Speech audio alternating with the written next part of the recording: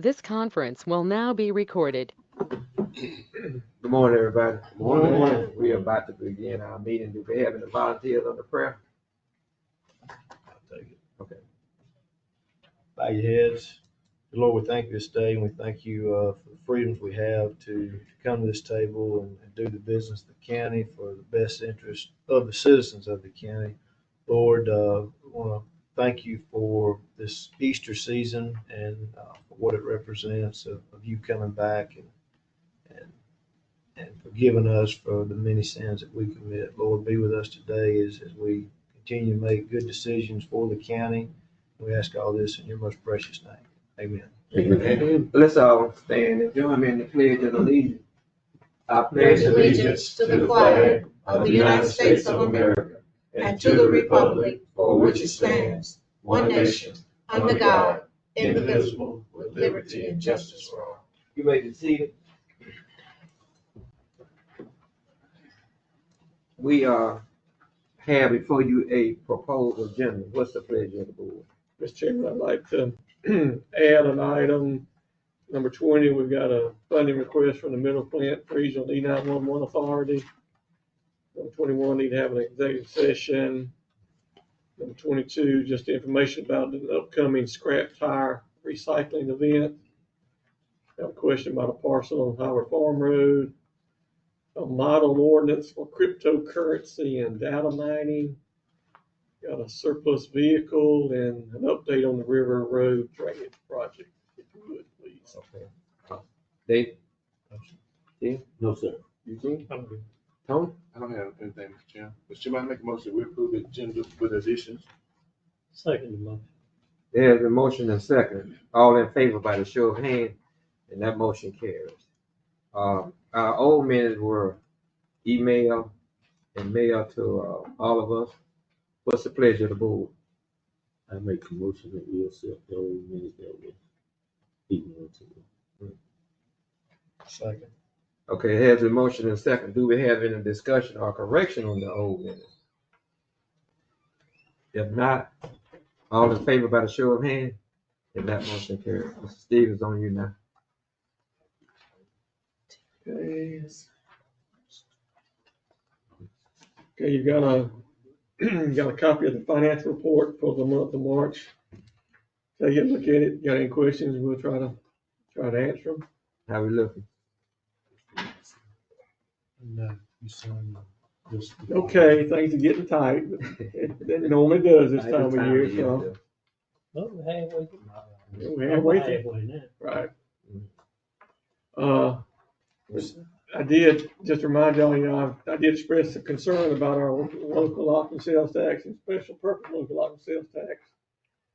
I just reached out to Chris County and Macon County to see did they have a decrease in theirs. And let me get my notes here. All right, from February to March, our sales tax basically dropped 18%. Chris County's for that same period of time increased 10%. Macon County's increased 1.5%. So, and both of them said, good luck trying to get any information out of the Department of Revenue, try to figure out what's going on. So, anyway, we'll wait and see what happens at the end of this month before we get too alarmed. Yeah, that billing and stuff going on in Chris County, you know, something going on. So you're saying Macon and Chris County stole our money? No, I did not. No, it's not what I said, Bert. Okay, item number 3, just a reminder, there's a vacancy on the DFAC board. Item number 4, just a reminder, the River Valley Regional Commission will hold their annual legislative luncheon next month, May 22nd. At our next meeting, we'll need to get a list of folks that plan to attend that so we can RSVP, so we'll keep that on the agenda. Just for information, the ACCG annual conference is scheduled April 24th through 27th in Savannah. I believe Linda and Commissioner Lester will be representing Dooley County over there, so y'all don't want to embarrass us over there. Oh, she'll keep you straight. Okay, we got a public hearing scheduled at 9:30 for item number 6, so we'll come back to it. Agenda here.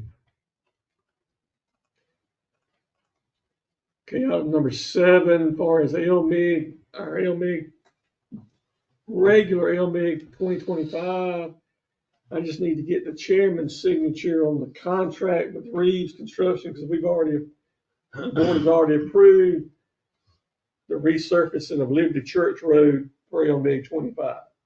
And the engineers got these documents, so get your signature on that. No action required by the board, but y'all have already approved it.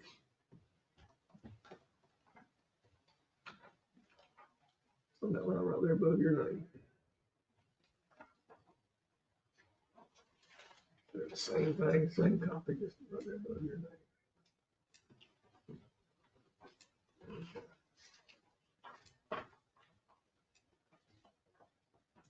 And then in reference to the LMIG FY24 Safety Action Plan, we're eligible for up to $165,180, and that was the plan. That's the program where DOT gave us a list of roads that we could do safety improvements on.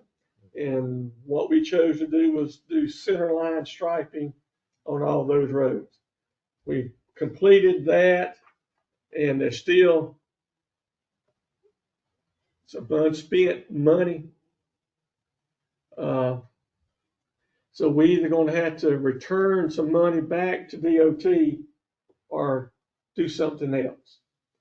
And the engineers suggested using the remaining funds to paint what they call the stop bars, the white bars at stops, at intersections, at stop signs, on all the intersections on those roads, if we wanted to do that.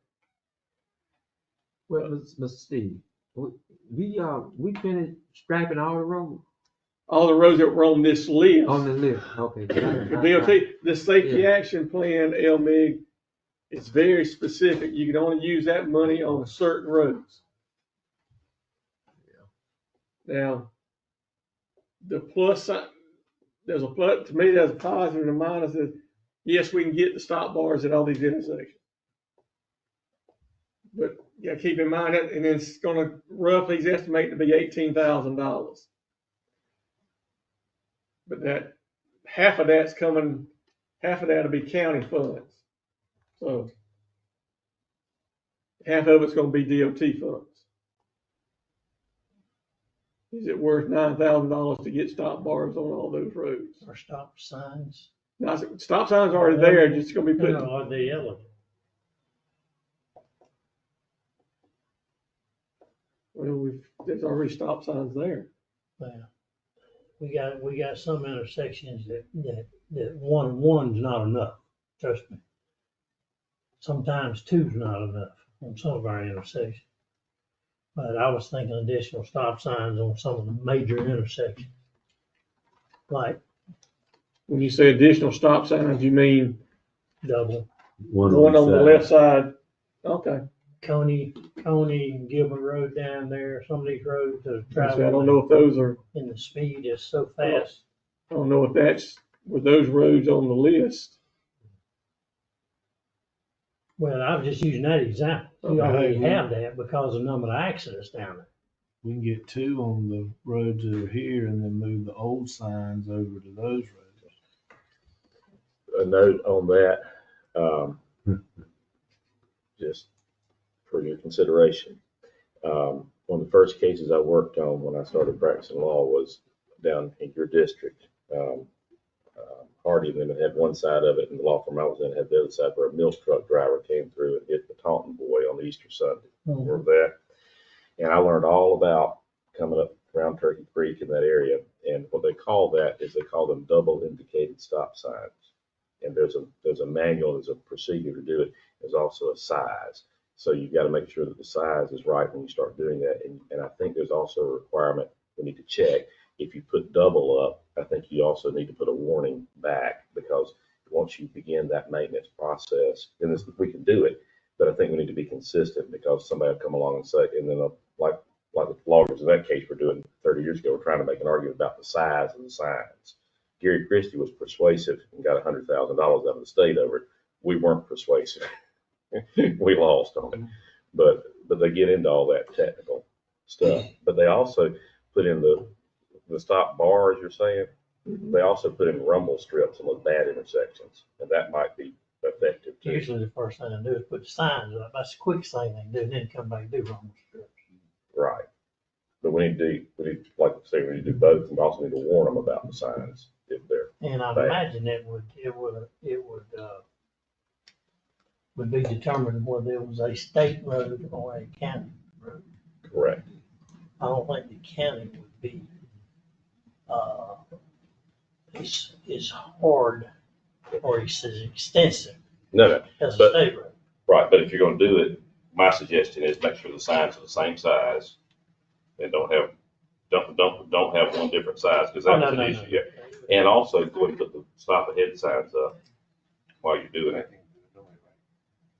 We don't know what we can do it anyway. I'll get with the engineer. Where did the $9,000 come from out of there? Oh, hey. Without, now you hit nail Well, on he said it. 17,000 to 18. That was, okay. The 9,000. This project got funded out of two buckets of money. The bucket that the state money and then the county match. The 9,000, that's how much money's left in the state's budget. The 9,000. And I looked at my spreadsheet wrong, and that's where I got that figure from. The additional the other 8,000, that's the county match money's gotta be spent So we don't have 17,000 left. Okay. Right. We got 9,000 left. of the DOT money, Right. of the DOT money. What can we just do $9,000? Let's spend our money. We gotta spend our money. Two. Yeah, that ain't gonna work. All right, I'll get with the engineer. I'm trying to save some 10,000. I'll get with the engineer and get some more information on that. Yeah. Okay. That's still there. Okay. All right.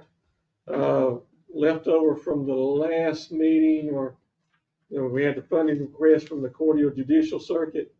We tabled it because in their package, they mentioned that there was some legislation that was pending, that if it got passed, that they wouldn't need as much money from us.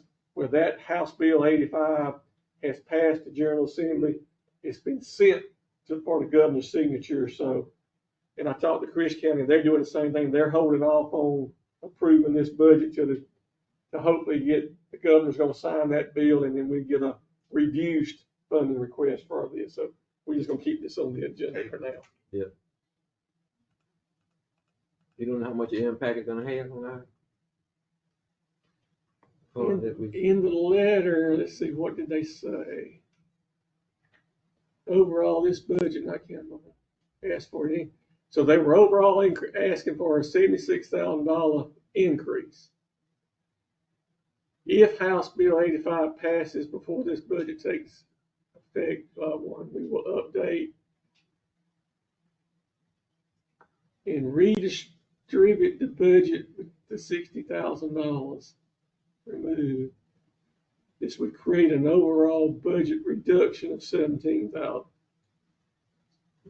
I don't know, is that $17,000 for us or overall for Hoban? I don't know. So I suggest let's just wait and see. That's what Chris County's doing. Okay, and we're also getting the LMIG local road assistance money again this year. We're eligible for $900,000 on that. And Rodney and the engineer are coming up with a list of priorities of how they recommend we spend that money. So hope to have that at the next meeting.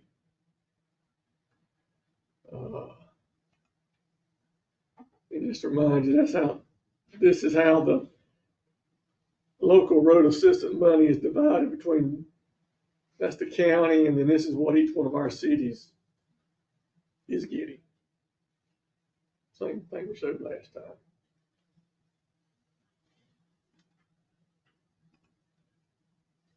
And just a reminder, the county is still seeking applications for equipment operator, roadside mowing, motor grader operator, and service support mechanic equipment operator.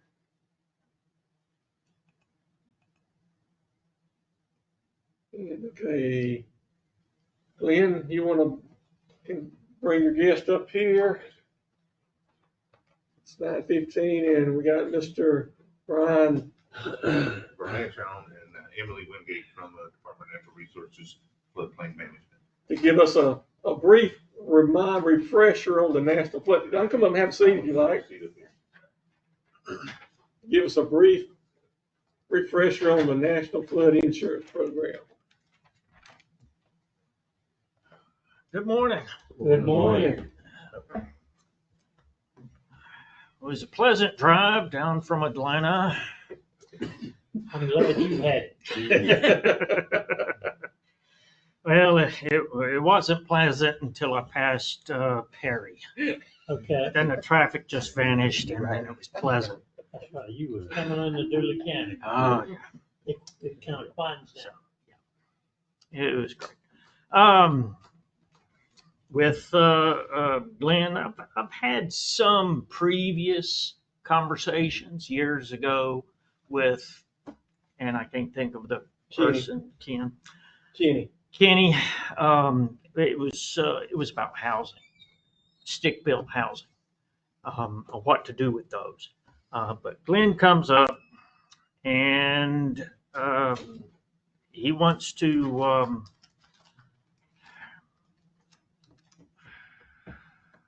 not get the county into trouble. Might be the best way to say it. And yes, things have been lax for a while. So, but I'll go ahead and hit some big targets. Why to worry about what's going on is floods do happen. And generally it's really, really bad floods. The little stuff that comes through, nobody really hears about them. They cruise on through. We've had some hurricanes come through. It's been more wind events than rain. But we did have a lot of rain back in 1994. And I was down in Albany, Lee County down that way. So nice big flood there. In 2005, we had a flood. And 2018 had floods here. And at the time, I was thinking there was just, not a lot of houses, structures, and people in. Old Glenn tells me there's 600. 827 properties that are inside a flood zone in Dooley County. That's a tad more than I thought. Properties, but do all of those have structures on them? They do. Many of them do. Chris was able to use the software and to produce me a list of every owner, parcel, address of every property that is marked in a flood zone.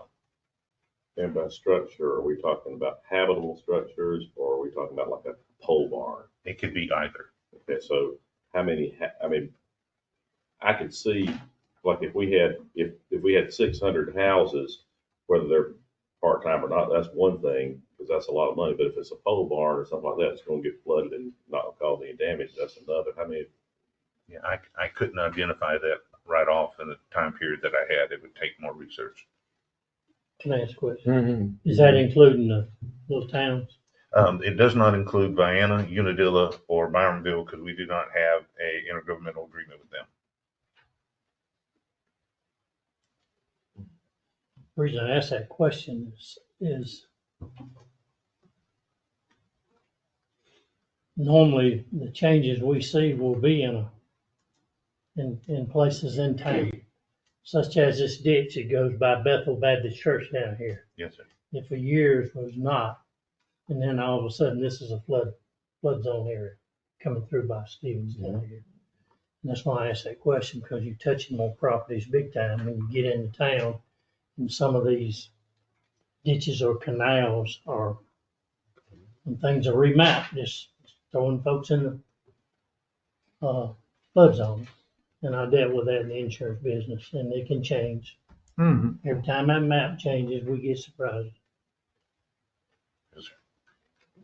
We could, Chris can generate, if it would be an assistance to those cities, he could generate the same list for them within their city limits by just changing the parameters of the way he would search. I don't know why they would need it, really, and I was just trying to figure this number out. Yes, sir. Because when we think floodplain, we think big water, Right. but that's not the case Yes, sir. necessarily. Yeah. Now, when that abundance of water comes, it's gonna take its routes. Mhm. Yeah, so we're hoping it stays where we mapped it out. But yes, it can happen in other areas. I looked up for how many policies. I don't know how up to date it is, but there's $3.4 million in national flood insurance policies in your county. And paid losses have been 323,000 since 1972. A couple of the big changes on the insurance side, a very, very heavy push from the FEMA folks, or NFIP actually, to get the mortgage companies to follow the law. There's a law that states mortgage companies, if the building is in the floodplain and you have a mortgage on it, and the feds have any connection to that mortgage, mortgage insurance, or FAA, VA, any kind of loan that is federal, got to have flood insurance on that structure. And if the mortgage company doesn't have it, it's a massive fine. So mortgage companies are getting mortgages. So any kind of mortgage, you could get a home equity loan. That's going to trigger the flood insurance requirement. So that's come down hard from the federal side. So now lots of people are getting insurance. Now there is private insurance. I don't know how much private insurance is out there. Tends to be a little cheaper than the federal right now, but that may also change. Christian, so you're saying the total paid losses there, that when I don't know about flood insurance. When I go buy flood insurance, I can either buy private flood insurance or I can buy through this. NFIP, yeah. So you're saying the only paid losses out is NFIP. That's right. So the flood of 94, we're assuming that was all private payout? There was none. There was no flood insurance. We were not even out for flood. Yeah. Yeah. So it's in 94, a lot of communities joined the program, because there's also I was getting down to benefits and stuff like that. So you joined in 96, so you missed out on flood insurance, on the other benefits that are available, which are, you can tap into grants.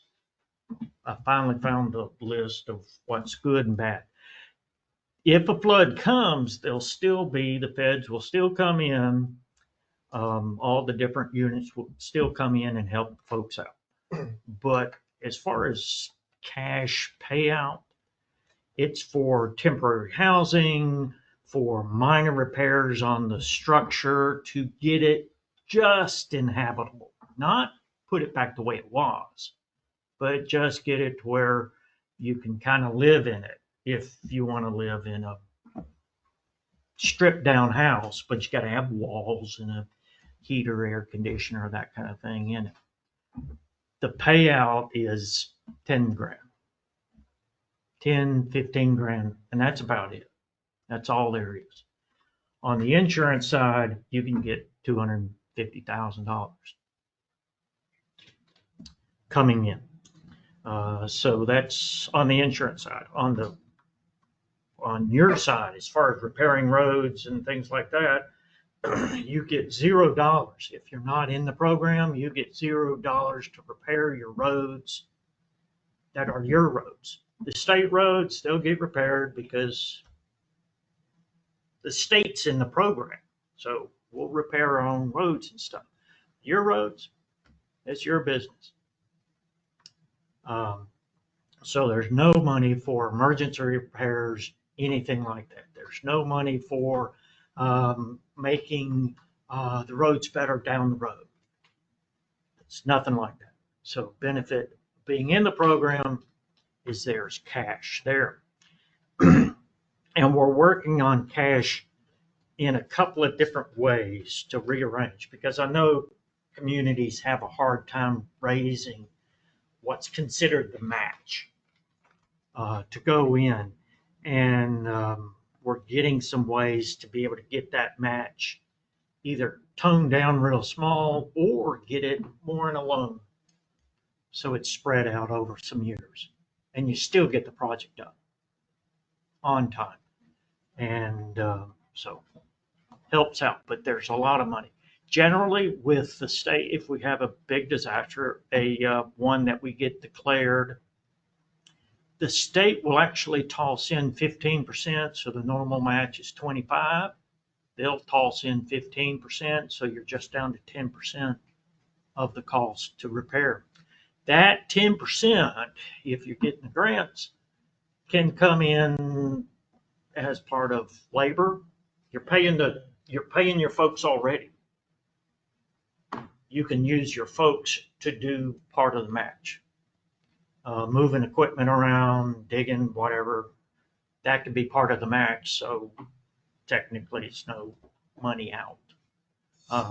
Doing other projects, yep, you'll have to have matching funds to get in there.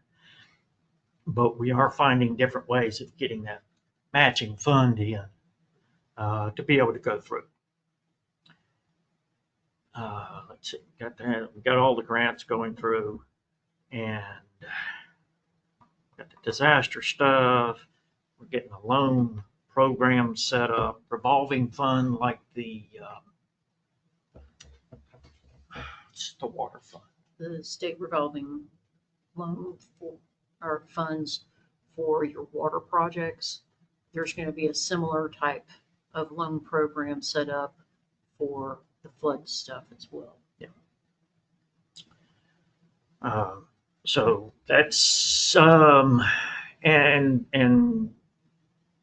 we'll be able to come down, assist, because we're paid by the same folks. Our money is by the same folks. So if you're not joined, we can come down and try to get you to join, but we can't help you out besides get you to join. Once you join, we can help you out with a lot of different ways of looking at things. Supporting you on some of the things that Glenn ran across after a major disaster. There's a ton of work that needs to be done, and generally smaller counties just don't have the wherewithal to do it. And even some of the big counties are scratching their head on how to pull off what they're supposed to be doing. And with various, not with the current administration, but various things in the past, FEMA's coming down real hard on people not enforcing the rules. And being able to, just not enforcing the rules. And they're kind of chomping at the bits to find somebody not enforcing so they can come down and penalize the communities for not enforcing. They want to show that they're being aggressive at penalizing, so they make Congress people happy, to show they're enforcing it rather than just letting you do what you want to do. So it has been enforcement of your rules in some, certainly about brand new houses. The enforcement has been a bit lax on other development travel trailers, whether you have a mobile home park or have an RV park, there's rules about that, dealing with those. That's been a little bit more lax.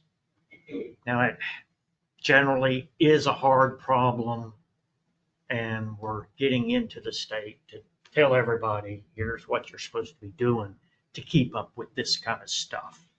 And it is a bit harder to keep up with than a stick-built house to do stuff. So there's, well, might as well just go to are they RV parks or are they mobile home parks down there on the river? We have both down in Okay. the floodplain area. They both have different set of rules, but they need to be followed. And the folks who own the land, who operate those facilities, need to be told what they need to do. The penalties for not doing everything, you get kicked out of the program is one. People can't buy national flood insurance through the NFIP side of things. Is that only in the floodplain? That would be the entire county. Well, besides the cities. The cities got the same rules as the county. The county's separate. So we get to go and visit with all the little cities and tell them the same spiel to do stuff. But it is just against the county that you have to worry about. But you can get the intergovernmental agreements and do it for everybody if you want. I don't know if it's a moneymaker for you or break even or whatever, but not having problems when you jump across that boundary line. But the folks need to know about it, because it ends up, if stick-built houses come in, if they're wanting to build a little fishing shack along the edge, a fishing shack by FEMA is the same thing as a stick-built house, has to be built to all the regulations on there, and they don't have any problem whatsoever coming down hard on the state, on us for not telling y'all to enforce the rules. They'll come down hard on y'all to do it.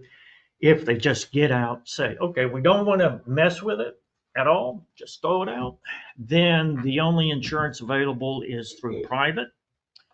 Private will pay. They do a fine job, but it's generally once you collect one time from them, they drop you and you've got to go to somebody else.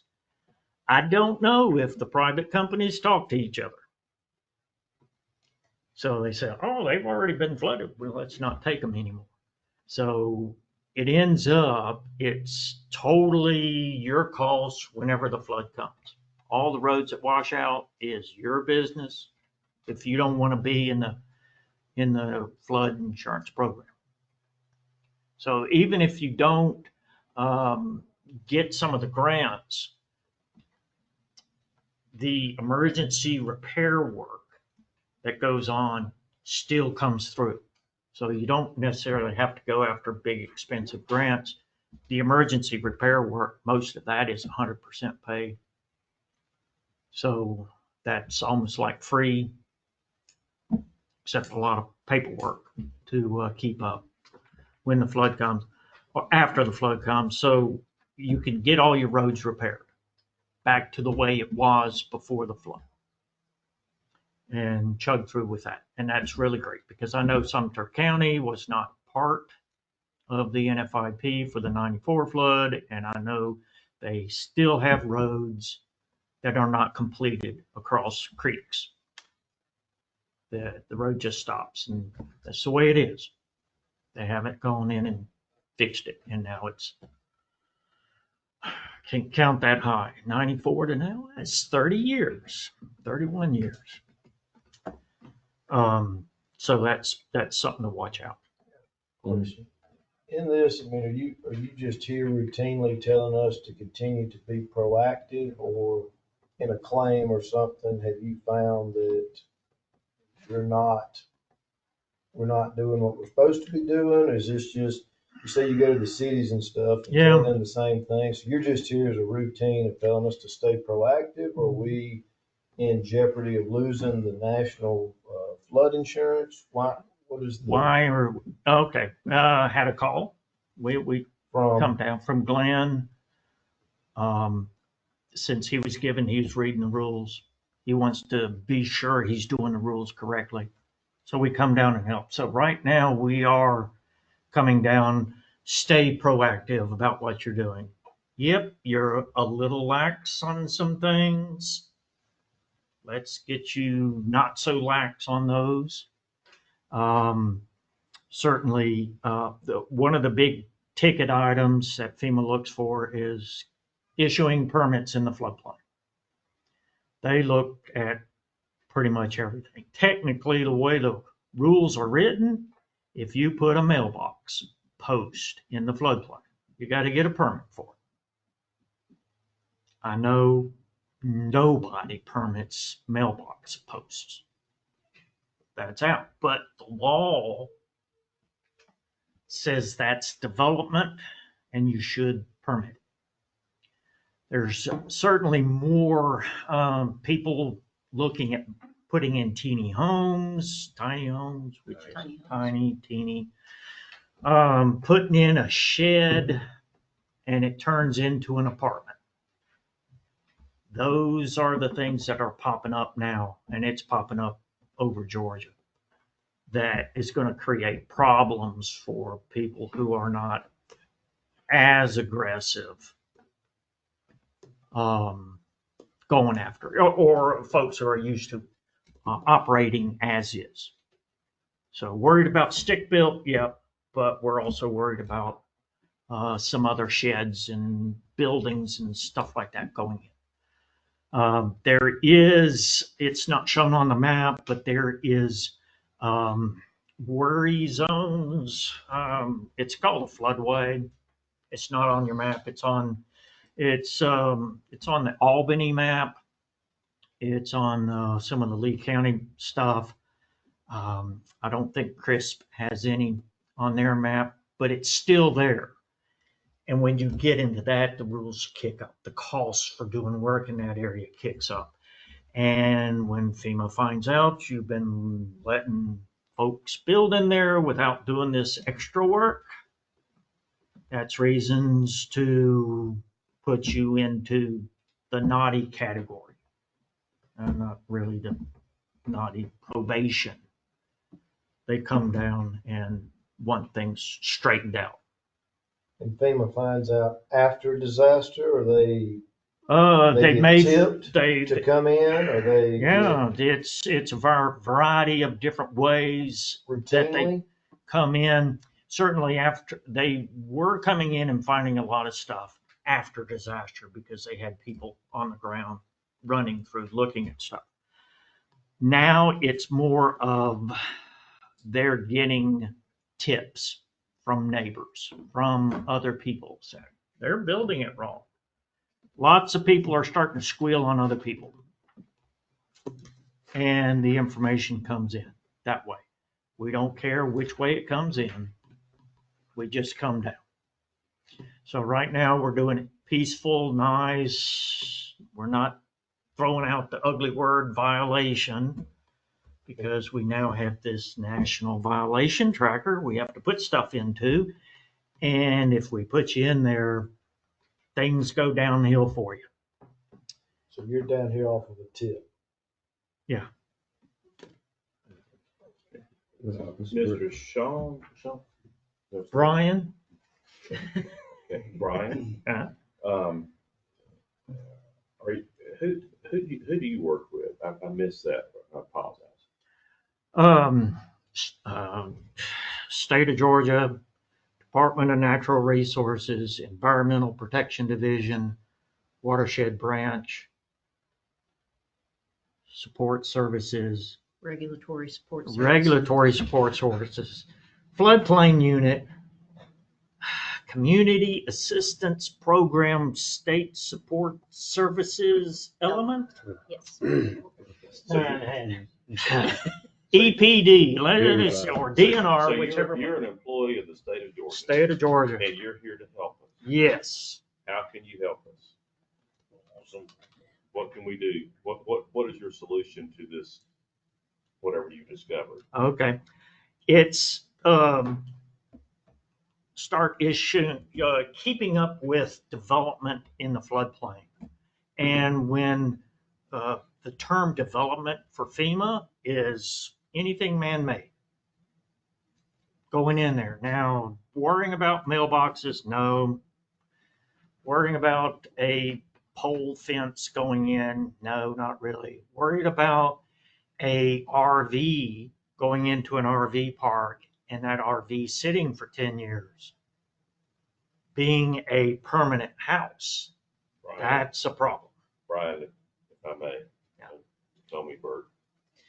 My question then is, I understand exceptions and so forth.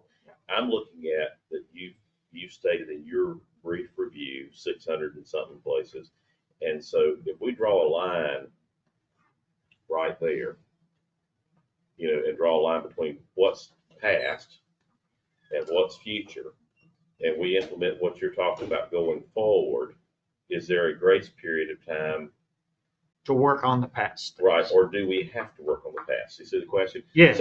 Yes. So I would suggest that this body consider, based on what you're saying, that we should probably draw a line as of today or whatever date we started this, or if it's not, and we can implement things going forward, and we can certainly have a clear record of that. Going back, we think we know 691. It may be a few less, it may be a few more, and we may have the cities involved, and we may have all these other contingencies and all that. But let's deal with what Dooley County unincorporated can do and forget about the cities for a minute. Okay? That's another conversation. If we do that going forward, we can get that piece. So I think what we need to hear is, what do we need to do and what time frame do we have to do it to address what's gone on since, I suppose, 1994? Well, 96. 96. You right. joined. Yes. That's great. I mean, that postpones us running it up to FEMA. If you said, no, we're not going to do any of this, then yeah, we kick it up to FEMA and let them handle it. And they'll come down and give you very short notices for getting, well, short to them is a year. So, but just to say the impact that they're looking at is, I think it was Milton, might have been the one before that hit Fort Myers, Florida, Lee County, and there was another town. The county stayed in, but there was a town down there that's been put on probation to be kicked out of the National Flood Insurance Program, and it's like the town is 90% floodplain. Let me see if I can jump in here and understand what Bert's asking. Specifically, number one, I'd mentioned about sending out a letter potentially. Number two, permitting process, and which I can set that up through the present permitting system I have. I can adapt it to handle that, and put a time window on it. And then three, enforcement. What type of enforcement? If you could answer those three things. Yes.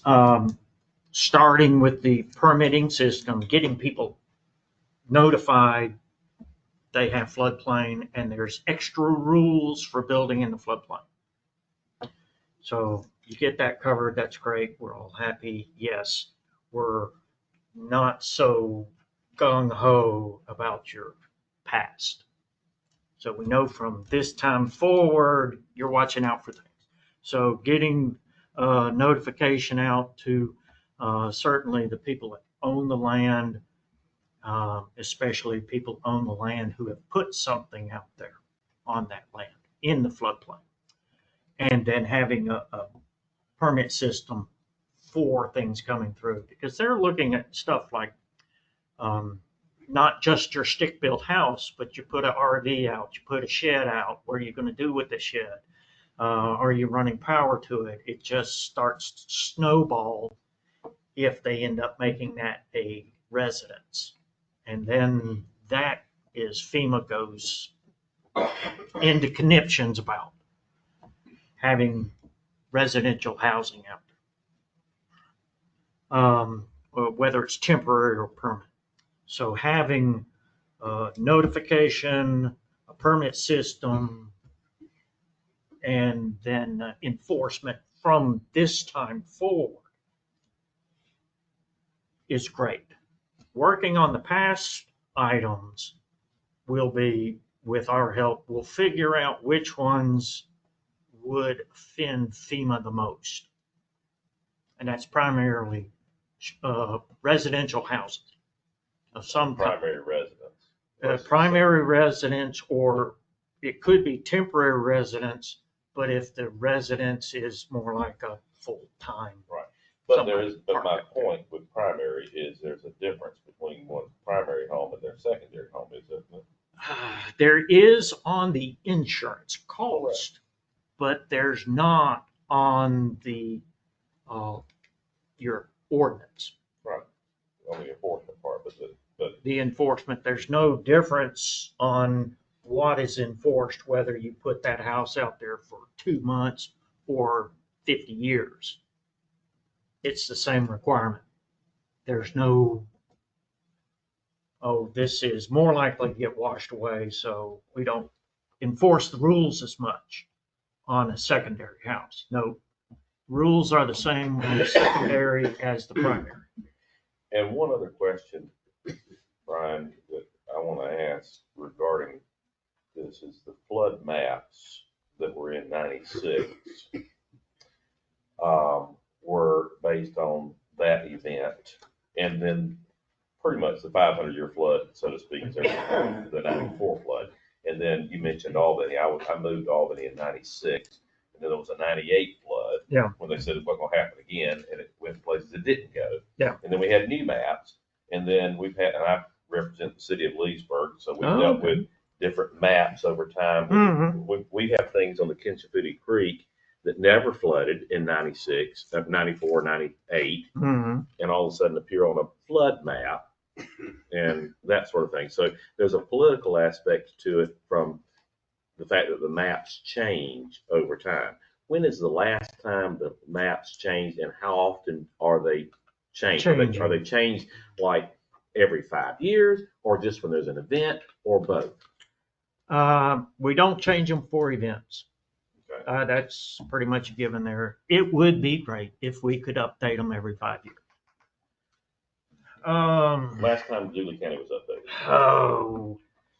2009, I thought you said. Well, yeah, in 2009, we went from using paper maps to having digital maps. The information didn't change. Just more accurate notification. It's just easier to look on a digital map and see where property lines were and stuff like that. Prior to that, it's paper. Right, but prior to the 2009 change, you're saying the last one, was it 96 or was there one in between? I'm trying to get a time frame of, are we about I'd have to look. No, you're not, we're yes and no. Okay, well, my question, yes, we're gearing up for one, but that's because of something else. Okay, that's what something else is driving that change, and it'll probably be for the better. Okay, well, let's go there in a minute. Smaller. But good point. My point is, announce theoretically that we're drawing a line in the sand if this board chooses to do that, and then all of a sudden that line can be changed based on a change that's about to come forward. So what is that change? And it's again. Well, the change that's about to come forward is it'll make Glenn's job, the county's job, a lot easier. But it won't actually change the existing map. Then if we take the speedy route to change the maps, it's at least 5 years to actually change the map. What's changing? Administrations? No. We've rolled out what's called, we've done an updated, it takes so long to change a map. And the work to actually, that you need to have takes a year and a half. It takes another 3.5 years to get it through all the processing to produce the map. So we're going through the state, and we've already done it here, is we've done that initial work to change the map. So we have a new map. It can't be the official map because that's the one FEMA's got. But our new map can help you with FEMA's map.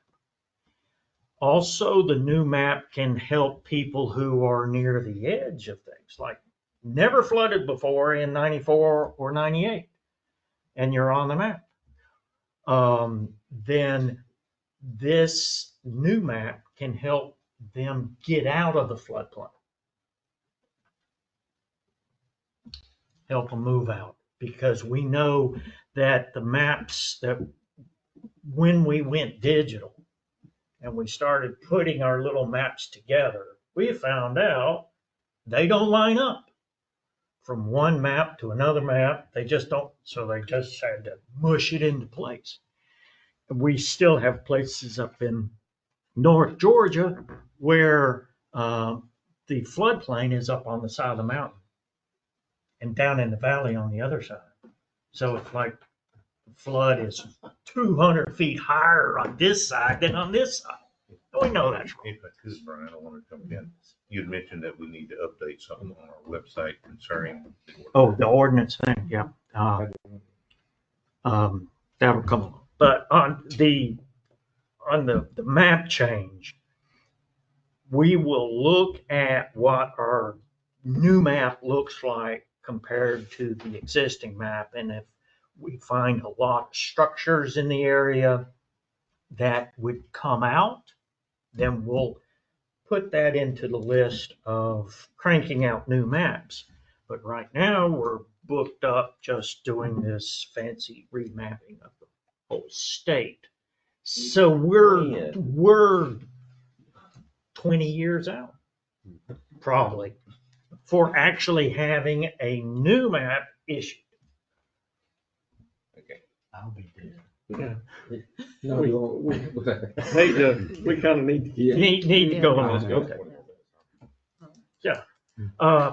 So start now. The maps aren't going to change as far as dramatic, especially along the river.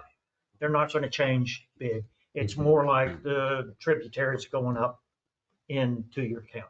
So the map on the river, most likely, not going to wiggle too much. It's pretty much there. Working on the past stuff, we'll get with Glenn and we'll figure out which things need to be looked at. That will give FEMA the most heartache about it. The other stuff, yeah, we'll hopefully over time. Well, it goes back to floods. I was in Lee County in 94. It took care of a lot of our problems in mobile home parks that were in the floodplain, because all the new structures coming in had to build to standards. So we got everything all cleaned up. It was urban renewal in a rural county. We just have to watch out for that. Notification, permitting, and then put some type of enforcement in place. Enforcement, yeah. Okay. You said urban renewal or removal? It was urban renewal because it took out half of our mobile home parks. Just scraped them off, crammed them up against the building. Oh, we have one bridge that we had 4 mobile homes pushed up against. So a lot of people got flooded out of those mobile home parks, and then they had to build to our standards, to the standards that came in 93. So it wasn't much of a. And then the one thing, Emily, what we need to update on our. Municode. Yeah. We discovered reading through Municode that it is not consistent with the ordinance that we have on file that was adopted in 2009. There's some language missing. It's important language because it is part of the minimum standards, specifically around the RVs that they can only be on the property or in place for 180 days. And then they can need to be moved.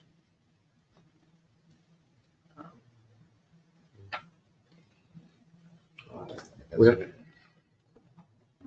Steve, Okay. All right. Thank y'all for the information. Okay. You can stay there, Glenn. We had a public hearing scheduled for this morning on a zoning matter. It's item number 6. So let me wait back up.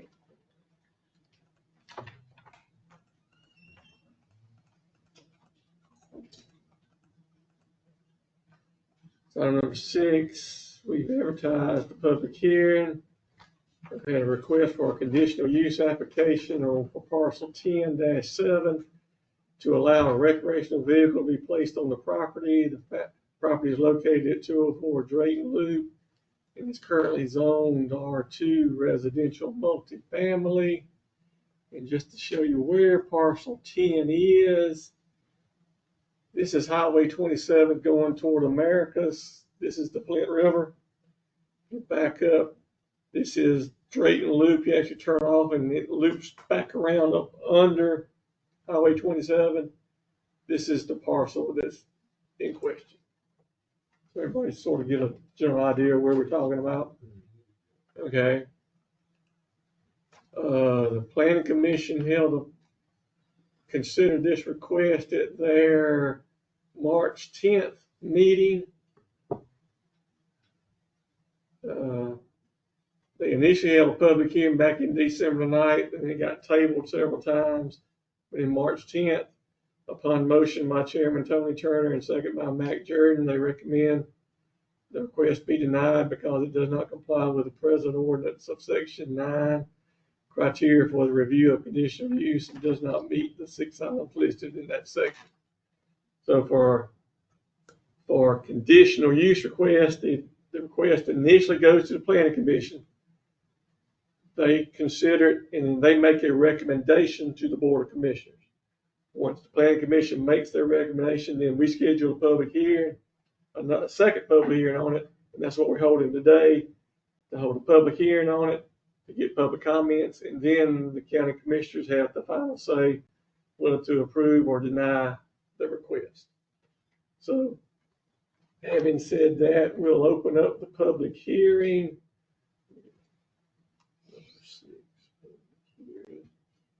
Are there anybody here to comment in favor of the application?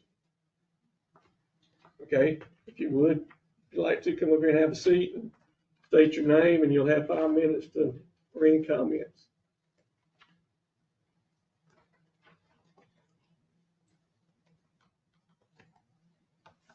Hi, I am Tish Arkeson, the owner of the property. Thank y'all for giving me this time. We have, my husband and I, he passed away in December, so thank y'all for rescheduling this. Have gone through several different request meetings to try to get the use of our property for what we bought it for. When we bought it several years ago, the property was being used with an RV on it, with Mr. Ernest Christopher. When we bought it, we put our RV on it and have used it ever since with no issues. We use it as recreation. We go up there on the weekends with our kids, grandkids, and have no issues until we received a violation several years into it saying it was out of zone. The interpretation of the zoning, I think, was a much discussion between my husband and Mr. Layson, and saying how the interpretation of the zoning was maybe not understood equally between us reading it and our interpretation versus what the zoning board said. And so we had a lot of discussions between that. So in our last meeting, And it's been quite a while. We basically just said, look, what can we do to be able to use our property? And there was some discussion throughout this, and basically this was the option that we were given. Said, look, you need to apply for this to be able to use our property for what we purchased it for, as it had been used in the past. And that's all we want. We just want to be able to use it. We take our RV up there, we use it, enjoy a weekend once or twice a month maybe, and then go home. We live in Lee County, and that was the whole purpose. There's three blocks down, there's an entire RV park. I understand there's zoning. A half a mile around, there's another whole RV park. So it's not like there's not RVs in the area. There are other RVs with people living in them. There are, other RVs on other lots. So we wanted to go the right way and request what we felt like, what we were told was the best option for us to request to be able to have our RV and use it as we purchased, as the intended, as it was being used prior to our purchase. I don't really have anything else to say, unless y'all have any questions for me. What year was the property purchased? We purchased it in 2021, 22. I'm not exactly sure. I didn't bring my paperwork with me. I just got this notice a couple of days ago, so I really didn't have a lot of time to plan. And when were you first notified of the violation? Last year. I think it was about October. Okay. Thank you. Thank you. Tim? The mobile home, how long do it sit? You know what I'm saying? I heard you say you roll it, move it in. RV. It's a fifth wheel. Okay. So we had it there. Anytime there's a potential for flood, we'll move it out. We close it up. When we leave, we close it up, disconnect it. So we were storing it there as well. And then if there's any potential for flood, we come remove it and take it back to Lee County. But if not, it just sit. Just sits there. Mm-hmm. Just being stored. Anything? EJ? No, I think I see the situation. Tony? When was the first hearing? So my husband has come to a Board of Commissions meeting back when this first started. Then we went to the zoning meeting. They requested to speak to the Planning and Zoning Board in November, the month before that they applied, to talk to them to get more clarity on ways to apply. Yes. And then my husband unexpectedly passed away in December. And I was not in a good place for a while. Right. Sure. Did the board have zoning board have a meeting? I didn't hear the question. The zoning board initially, the application for conditional use was presented to the zoning planning commission at their December the 9th meeting. And then they tabled it. This lady's husband had passed away like maybe 2 days. 2 days before the hearing. And so it was tabled until after the year, at the beginning of the year, to get some time for them to heal and figure out what they wanted to do. Do you have a It copy was of the tabled. six? Excuse me, I'm The six, sorry. the six, was it 6 rules that they violated? What did you say about the 6 rules? Somebody said. The 6 criteria. Yeah. Um, What are the 6 criteria that they violate? He'd have to tell us. They're in your ordinance. You can do that? Maybe.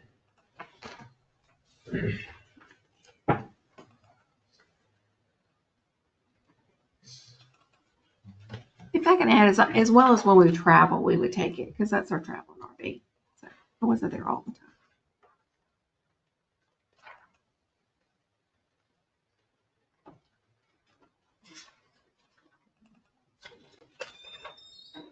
My last question is, what size lot is it? Criteria is on page 61 69. of the ordinance. What size lot is they bought? I mean, is it just a lot of acres? No, it's just a lot. It's a lot. What size is it? I know it's 50 feet wide and We still held the public meeting and allowed people to speak. 0.62. They just did not make any type of decision. What's So the public did have an opportunity to speak. Did anybody show up? Did anybody show up? Yes, it was pretty cool. We had about 15 people here. There was one person for it and the rest were against. This is the, this is the zoning ordinance, the criteria. Oops, sorry, did not mean to go that far. Oop, let me go back one page.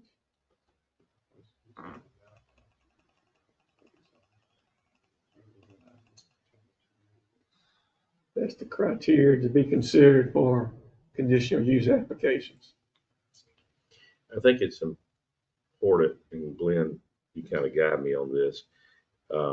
There was another application that was ahead of this one on that same agenda, wasn't there? There had been previous applications, yes, sir. Right. And there was a lot of discussion around that. Yes, sir. And then that one ended up being denied. It was denied as well, yes, sir. And then before it got to this level, the people withdrew that. Correct. But their decision was also made on this one on the same agenda. And so this one moved forward. Yes, sir. Is that Yes, what I sir. understand? That's accurate.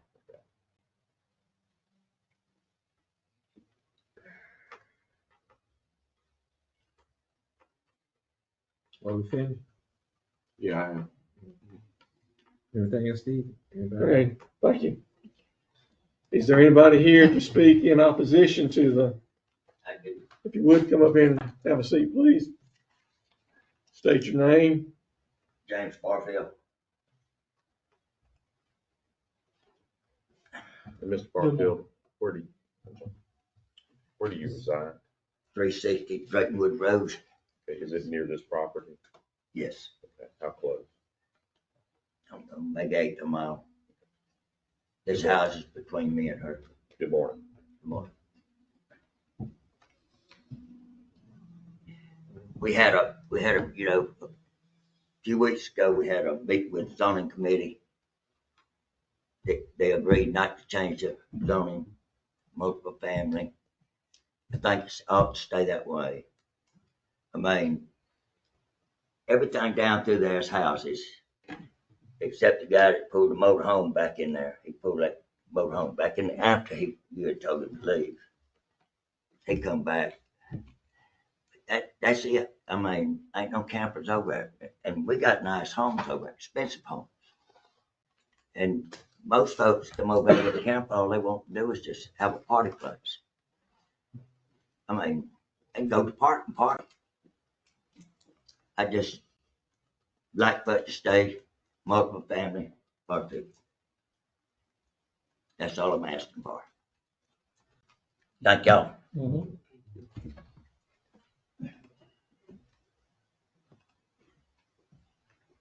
Is anybody else to speak in opposition? Okay, if not, the public hearing will be considered closed at 10:08. Okay, Mr. Chairman, now then, the matter is open for discussion and consideration by the Board of Commissioners, whether to accept there's a recommendation from the planning commission that this application be denied. So, if the board want to approve the application or deny the application. I have some questions. Okay, do we want to vote on it first and then to have discussion with it, or do we need to have discussion before we vote on it? I'd rather discuss. I'd like, before we vote. Is this Okay. in the flood zone? Is all Yes, this, sir. all this is in the flood zone? Yes, sir. Or is everything down through there in the flood zone up to code by what they're telling us here now? No, sir. None of those houses are. No, I didn't say, I'm sorry, you said, or nothing. Are any of the houses along there in violation of our flood ordinance? They were there before the flood ordinance went into place and those are grandfathered in. The ones that are being built, after the flood are in proper code. All their additions, everything they've done is all up to the flood code. Most of them, I believe, are. There might be something that I'm not aware of, so I don't want to say across the board.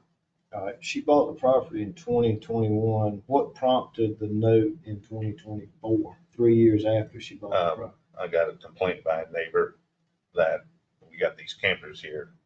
3 years later? I don't know. I wasn't keeping up with the timeline of when it happened. And there was a camper on this lot before. Yeah, it shows in the satellite view. Before this lady bought it, the man that owned it before, I know him, he rented it to a man for 10 years that had a camper on his site, right? I do not know. I'm not aware of that.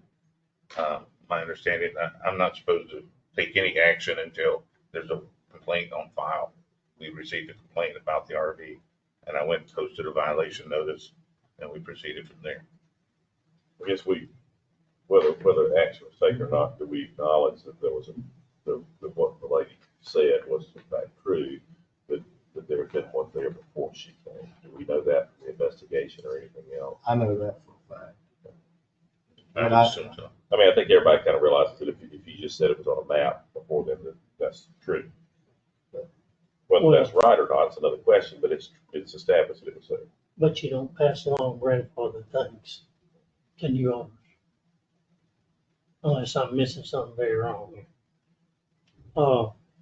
Had a previous situation, the board did their work. They gave their recommendation. We accepted their recommendation, and I see this as no different.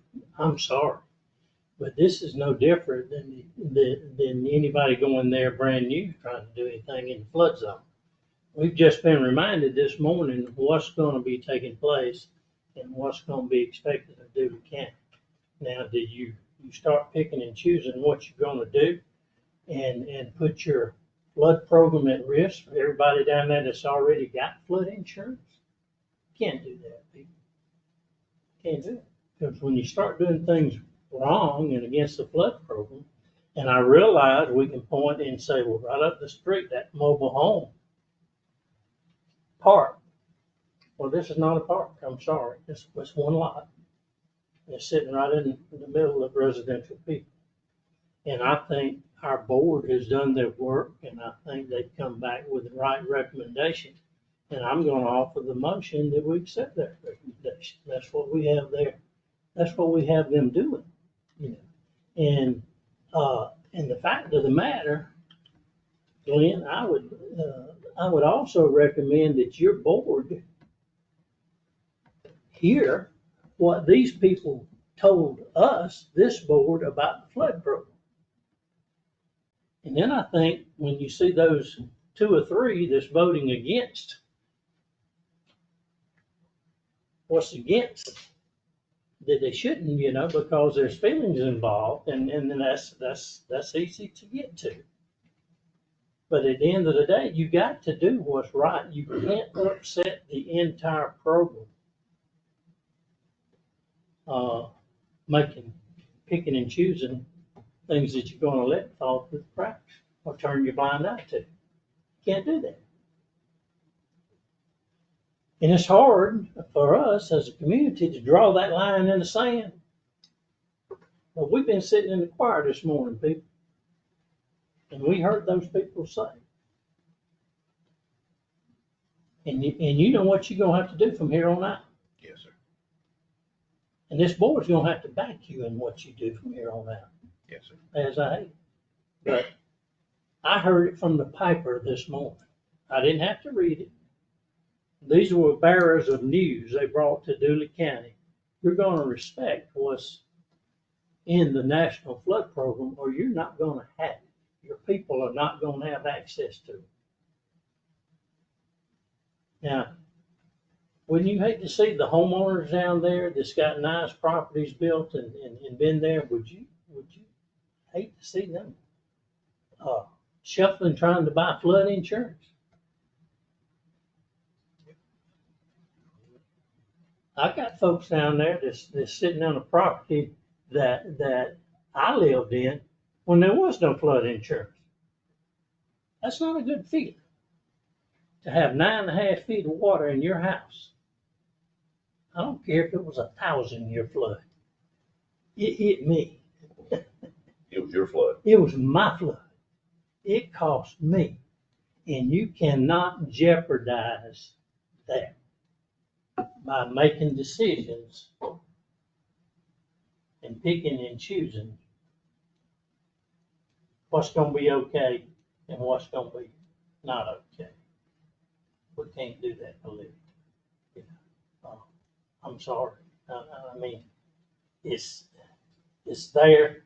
It's got to be respected. And as I say, I offer the motion that we accept the recommendation of our board. Okay, one more question. Yeah, before, I'm just gonna say, I mean, he offered it, but I still would like to hear. Why don't we get a second, then carry on the discussion now that it's on? Okay. I'll I second. Okay, Ed, continue discussion. this, okay. There has been a motion and second. Okay, do we have any other discussion on it before we vote on it? I have a question, Mr. Chairman. Okay. Okay, it's on R, what is it? R2, R2. multifamily So, residential. so she can build, She can build a house. she can build a house, She can build a duplex. or build a duplex. A quadplex. Yes. Okay. That's why I make sure, I mean, she just ain't bought a piece of land, she can't. But it would have to be elevated. It would have to meet the You standard said flood that zone. because of the trail. Yeah, yeah, okay, that's the whole reason. RV. She can, okay, but she ain't just buy a piece of property, just wait, so she can build, I know she got a home somewhere else, but.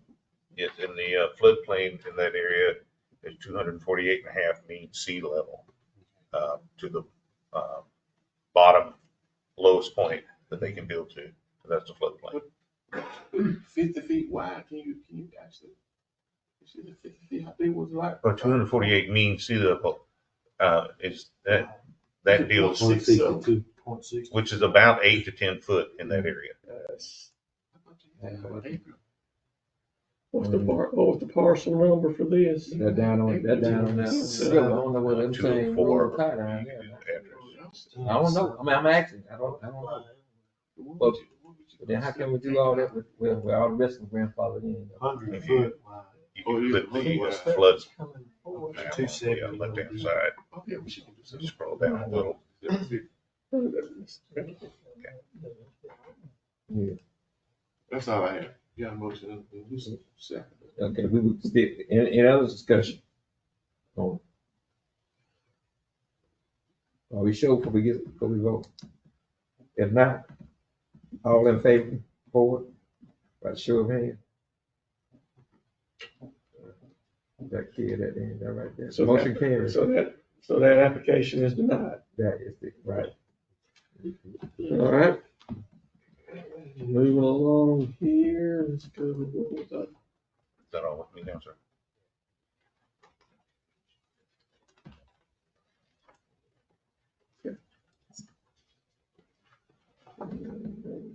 Oh, I think we were on item number 11. You done with me, sir, for a moment? Yes.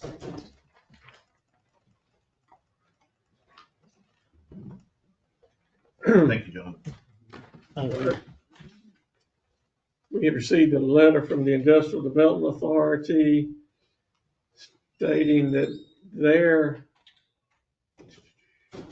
get past that. Past that, we'll come back to that.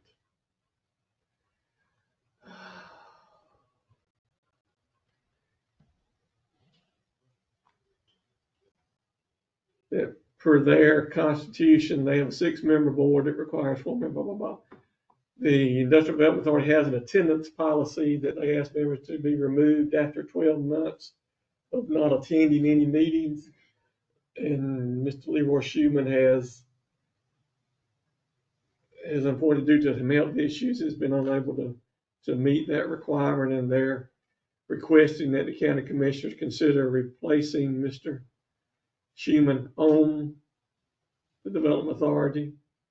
First request, and then also if the board the commissioners does choose to replace him, they're offering a suggestion of Mr. Carlton Ford as a replacement. Now, at the last meeting, there was a question came up, can a county commissioner serve on the Dooley County Industrial Development Authority? And in real simple terms, it's my understanding, industrial development authorities can be created two different ways. One through the state constitution, or one just by a local act of the Board of Commissioners. The Dooley County Industrial Development Authority was created by an amendment to the state constitution. So therefore, then it appears, based on some information that's been provided, that since our Industrial Development Authority is the one that was created by an amendment to the Constitution, that it says no member of the aforesaid Board of Commissioners may be a member of said authority. So, short version is, in our situation, county commissioners are not eligible to serve on the Dooley County Industrial Development Authority unless we get an amendment to the Georgia Constitution to do so. Which is highly not likely. And so your second option would be, All right, so then we go back to the first question. Does the board of commissioners want to replace Mr. Schuman on the board or leave him on the board? You threw me off when you showed me about the medical reason now.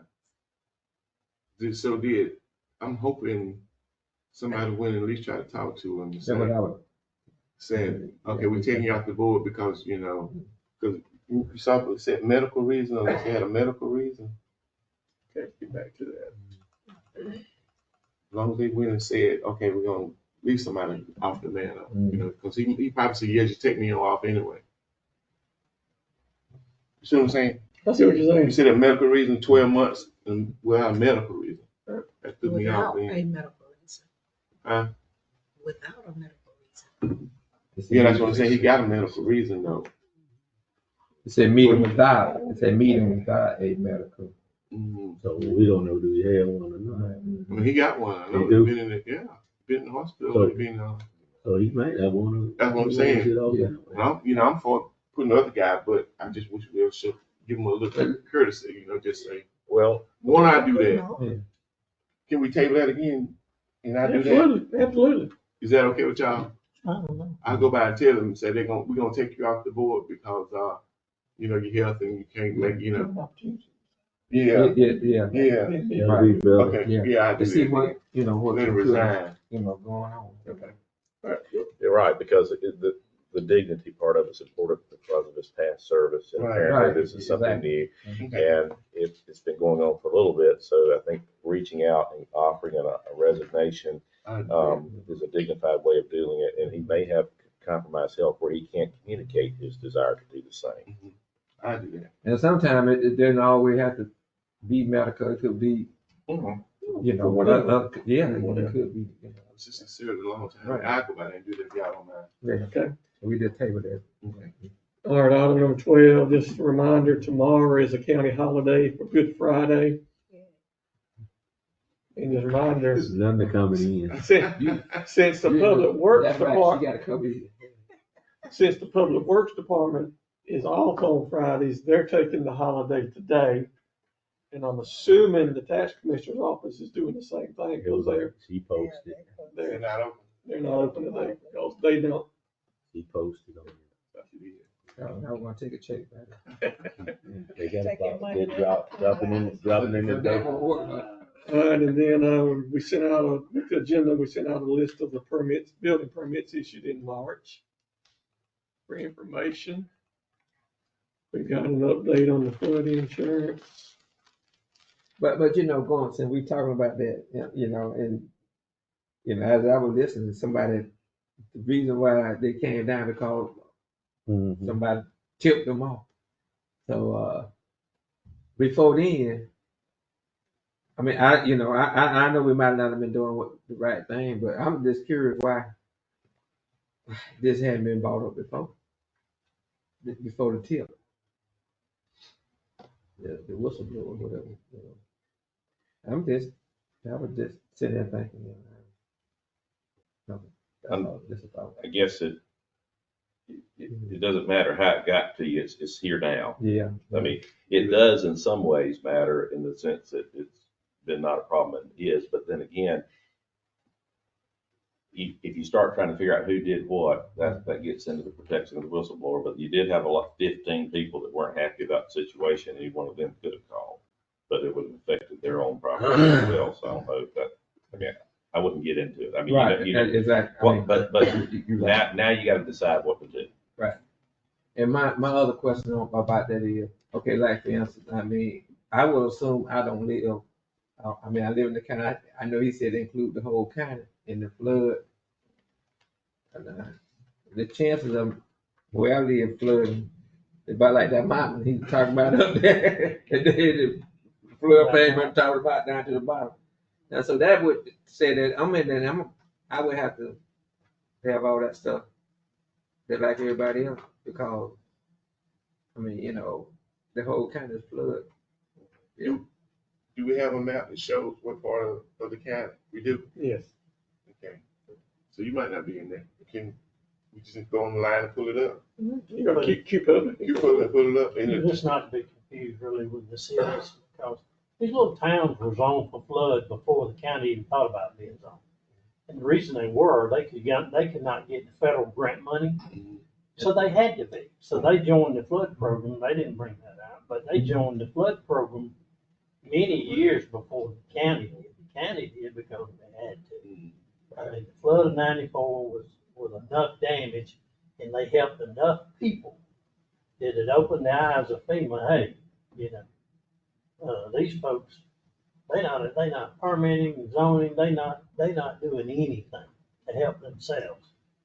But it gave, you know, Sumter County was not either. So, you know, it was just Chris County was not either. So it was a way of life. It was just something you kicked down the road and you didn't deal with it.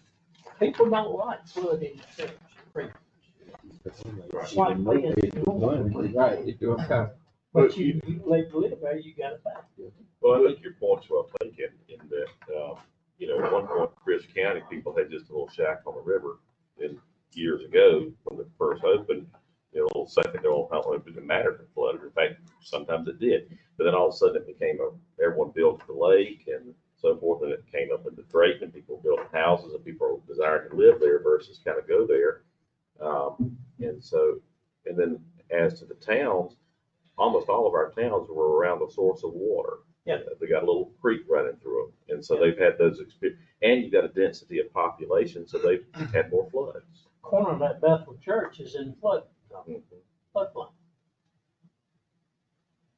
Oh. And it's never had water in it. No, I'm just saying, Golden Pond in Unadilla, the guy made me get flood insurance lately. Well, not lately, it's about 10 years ago. I said, we was in a flood. I said, man, that you know, cause Camp Creek, you can't, how is that a flood zone? Cause then I called in people and they said the only place it's in a flood zone is Chris County in that area. So some people say you are, some people say you ain't. So, but anyway. But you know, even with I mean, I heard before I got in, the reason why we couldn't get a lot of funds was because we didn't have no inspector, and that's one reason why Steve probably with him. But that's just what I heard. We had to end up getting an inspector in order to get the FEMA. They encouraged us tremendously to implement building permits and inspections, Right. or risk not getting FEMA assistance at the next disaster. Well, if you think about it, flood of '94, look where the water was across the interstate. Well, guess what? That map went out there and got them. Those areas are now in the floodplain. But you gotta look at what takes place. You mentioned Chris County. Well, they didn't have the type of housing that they have around that lake. We remember that. But look what it grew to once these regulations and this stuff went in place. Even to the point that they have what now? A water system. So it created growth. Yep. Made it better. Made it better. So you can't deny it. Okay, on to item number 15, this is left over from the last meeting, a request from Mr. David Burke for a refund from the county for a CUBA exemption that didn't get renewed on time. Do y'all need a reminder of the facts, or the short version is y'all tabled it. $1,400. We tabled it, but we said that the Board of Education. Yeah, that was it. We did say that. Somebody board wasn't gonna do it, so why would we do it? But Y'all took no action, is the way it got left. Oh, okay, so you're asking us to take action today. I said, yeah, I think we either need to approve it or deny it, and ain't no sense in leaving it. And you said the amount was about 1,400. The county, Our part. our part would be 1,400, the Yeah. school board would be 1,300. And this would have to be this isn't an adjustment the tax commissioner can make to the bill, but the bill's all been, that digest has already been approved. This would be a refund from the county commissioners to the property owner. So the issue, if I remember, when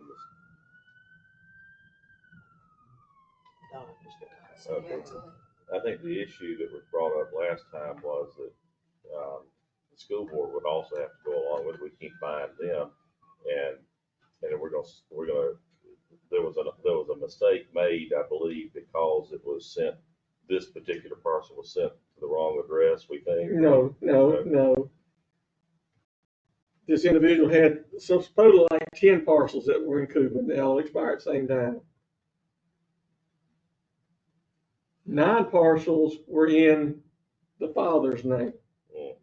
The 10th parcel was in the son and father's name.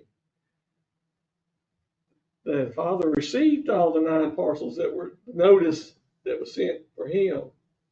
The notice that was sent to the son, the father claims they never received. They didn't receive the notice of the CUBA exemption expiring. They didn't receive the assessment notice mailed months later, but they did receive the bill. And the tax assessment office has proven they can document where the notices were sent. So my question, what has the county done wrong? Well, let me back up to the bill. We said refund a minute ago. Let's be careful with our language on what we're talking about here. The bill hadn't been paid, so it's not a refund. Okay. Is what I remember.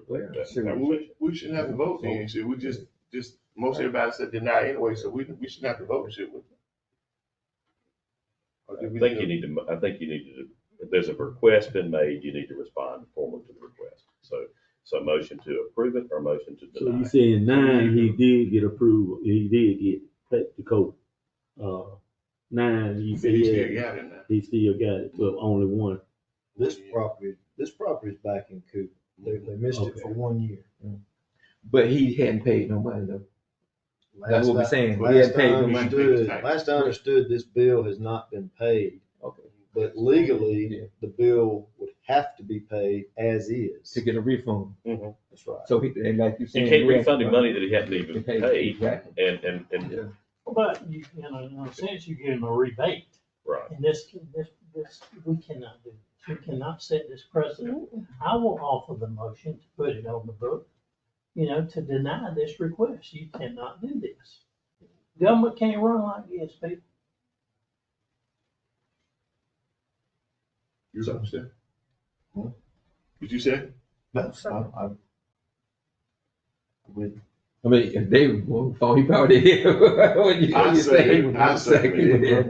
I said. He would look at our property. To deny. To deny. Any further discussion? I mean, Okay. there's just no way to squeeze that and make it right, Okay, we got a motion and second on the floor. Discussion time before we vote on it. Everybody understand? David, you understand what you did say? I'm with you. You would, okay, all right. All in favor by the show of hands? Well, I should have said this in discussion. Mhm. If you give up that half of it, more than likely you're gonna expect you to go to the school board and get that half done. You know, I mean, you can only do so much for people, you know. And it's- Moving right along. Okay. Item number 16, the issue from WellPath in regard to their bankruptcy court, that we have to respond by April the 22nd. What do you suggest? Recommend? Do you remember? I remember we got something in from,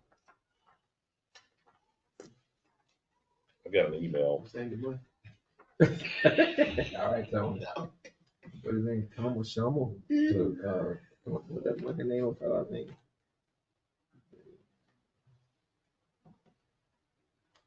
Cheater.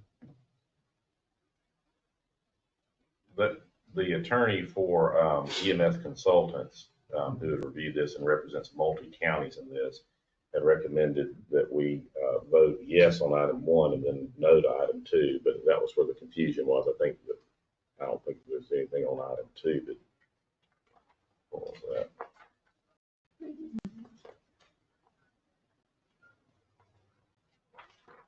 That's what Don was here to clarify. Oh, about them owing us money? Yes. Just about, okay.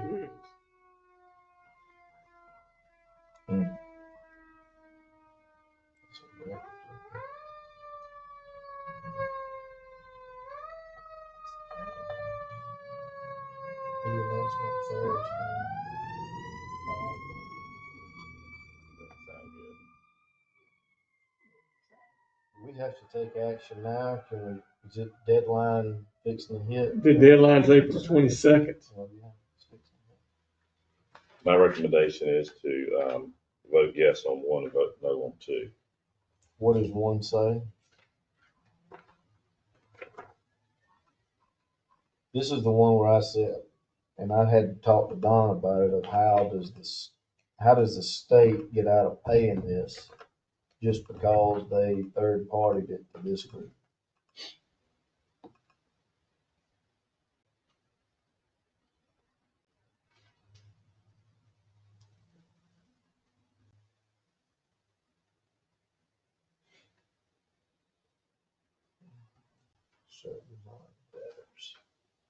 Are they labeled 1 and 2?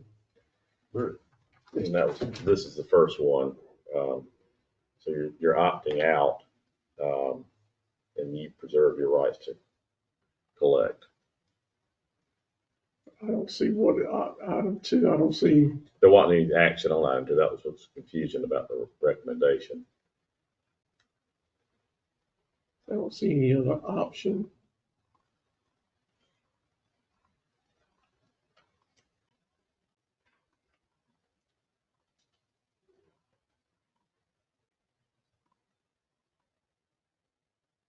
So do we need to do like that, Bert? I think we need to opt out. Is that 1 or is that, say, 2? Or? I don't see but one place that.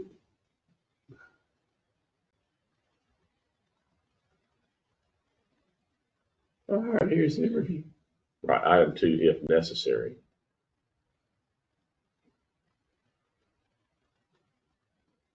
So just. If you reached out down to the third party, check the box in item. Where's the box in item? Where is item 2?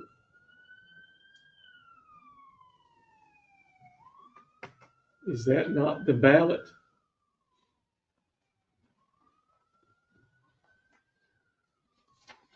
Evidently that ain't the ballot.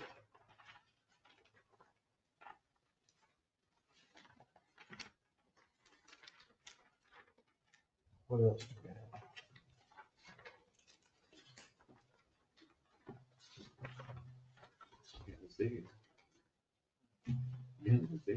You can do the rest and see if he makes it back. Yeah. All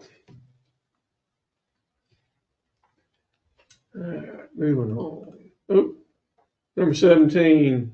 There's a statewide special election in June for 2 seats on the Georgia Public Service Commission. Districts 2 and Districts 3. Just a little quiz here. What district is Dooley County in? 8. No, we're in District. This is a map of the districts. We're in District 1.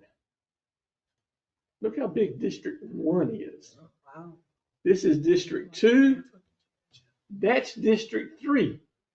These are where we're voting to elect the Public Service Commission representative for these 2 districts. But it's a statewide election. Oh, so we still vote then? So we still have to pay the expense of an election for that. Why don't they do this when we have all the other stuff? Do you happen to know who our representative on Public Service Commission is? It used to be the lady out of Worth County many, many years ago. But I think she's gone to the Great Reward. That's our representative on Jason the, Shaw. and he happens to be the chairman of the Public Service Where's he Commission. from? He is from Lakeland, Georgia. Lakeland, Georgia. Not that that really matters. And the 2 that okay. District 2's representative is Tim Eccles. He's from Houston, Georgia. Where's that at? It's in District 2. Okay, where's that at? Well, Fulton, Clayton. I'm not going to go with Clayton. I'm going to go with Fulton. Houston The cap. Go with the cap. is right outside of Brazelton. Okay. Houston. Houston. Houston. Houston. How do you know? Because I've been all over the state. I know that ain't You need to Houston. I ain't never heard I've been of here that. too long. Who's the one for District 3? And District 3's representative is Fitz Johnson. He's from Atlanta. He's already on that now. Yeah, they're the incumbents, but they have opposition. District 2, Mr. Eccles has a Republican opponent and a Democrat. So I'm assuming this is a primary election. Then there'll be a general election. They're gonna give us Only, but it gets even better. District 3, Republican doesn't have any opposition, but there's 4 Democrats running for that seat. So that could be a runoff for this primary and then the general primary. Turn out. So I predict it's going to be a low. I predict it's going to be a low voter turnout in Dooley County. Is this city and county? The city,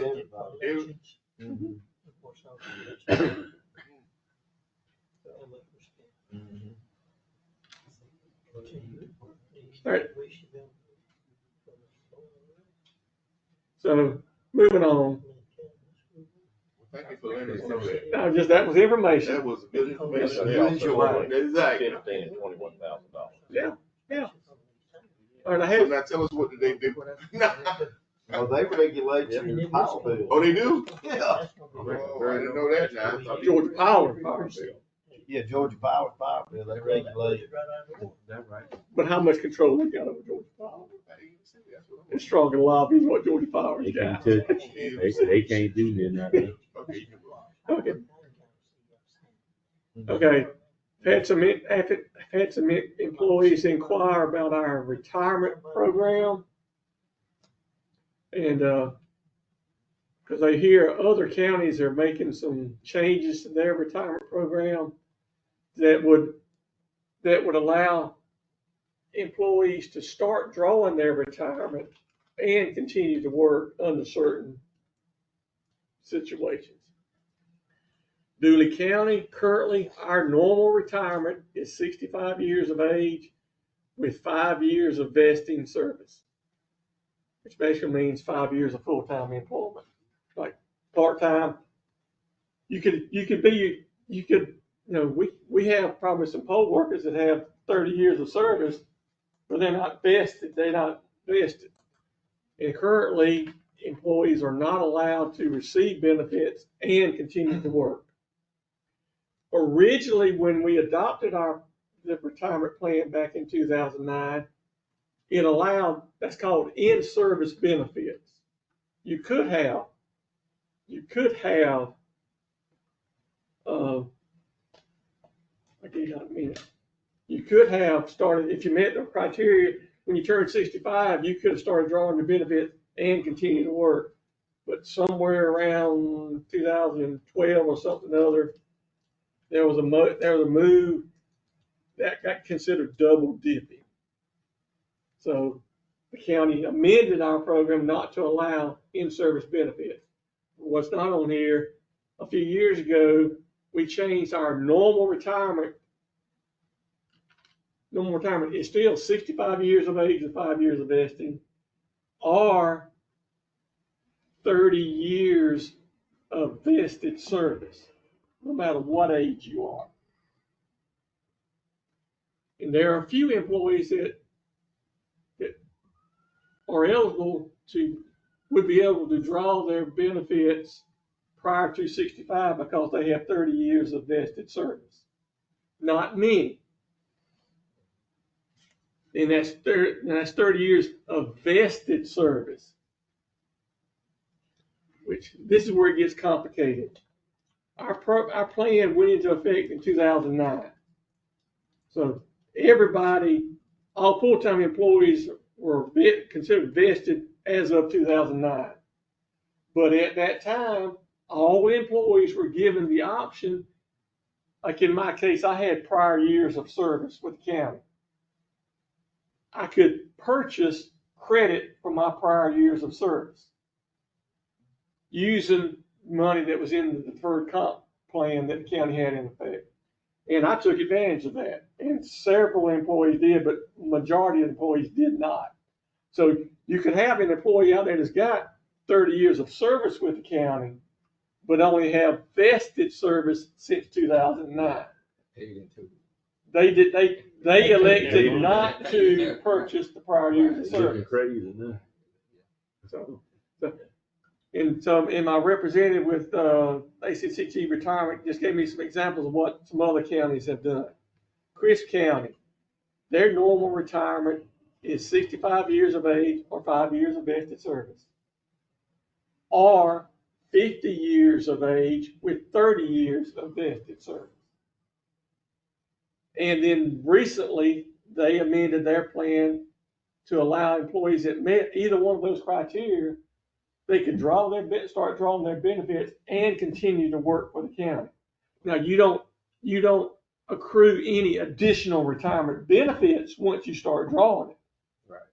So there's no additional cost to the county by doing that. The county does not, if you continue to let that person work, the county does not pay that percentage into.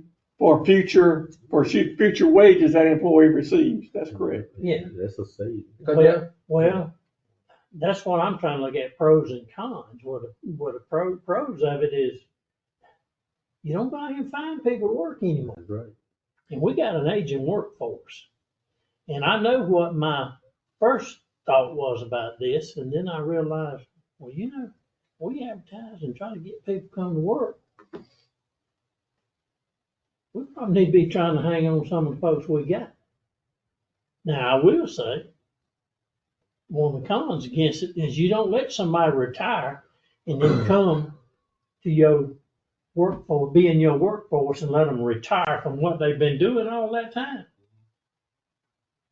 I mean, you got to give a day's work for a day's pay. Yeah. It can't be a retirement home like in Washington.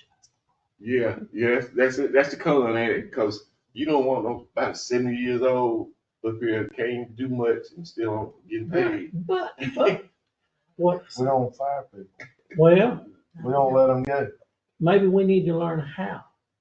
Maybe this board needs to set a precedent for the folks that's coming along behind it and run it like it should be run. Because, I mean, at the end of the day, But we don't control all of well, you got department heads. Can this person do the requirements of their job? And when they can't no more, then that's time to get the plaque out and the check and get the picture made. Call Pam. Now, I think what you're, if I may, you're saying we don't control all. If we do this, this would also affect Everybody. This would affect the Constitution officers' employees as well, right? Correct. They have, when they pull their retirement, they have to move on to somewhere else. Currently. I thought they had made an amendment. Well, you made an amendment for public safety, didn't we? That never went into effect for the retirement. What we did was the 30 years. They could get out at any time. Anybody. We didn't restrict it just to public. But it started off public safety. It started off the public safety, and then they said, we'll just do it for everybody. And so the age, so we didn't make them wait to 65. If they hit 50 and they've been here since they were 20 years old, they're out. But and they can with 30 years of vested service. Correct. Which right now we're going to have very few, but we have some that have 30 years of vested service that are less than 65, and they have already mentioned to me they're considering, well, hey, why would I continue to work with the county when I could retire when I get my 30 years of vested service and be 55 years old, start drawing my benefit and go give me another job with another salary. Mm-hmm. And then you open a spot up for then somebody. Kind of a vacancy that would have to be filled. For certain positions, it's not. You say that apply to constitutional officers too? Not the office, not the elected officials themselves, because they're not eligible. Right, okay. But their employees, yes. yes. All right, okay. I didn't want to make sure. If the elected officials aren't. How can we determine that? Elected officials aren't eligible to participate in this retirement. They have their own retirement program, which is a heck of a lot better than what the county retirement program is.